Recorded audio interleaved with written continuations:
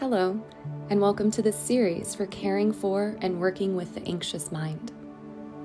Meditation allows us to take a step back from our thoughts and observe the mind and the stories it tells us. And as we do so, we start to notice our internal habits, or what we might call our habits of mind.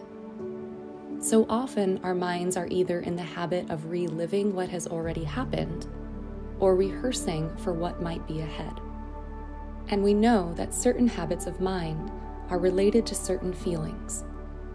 When we get stuck in rehearsing mode, trying to predict, plan, or brace for the future, we feel tense and anxious.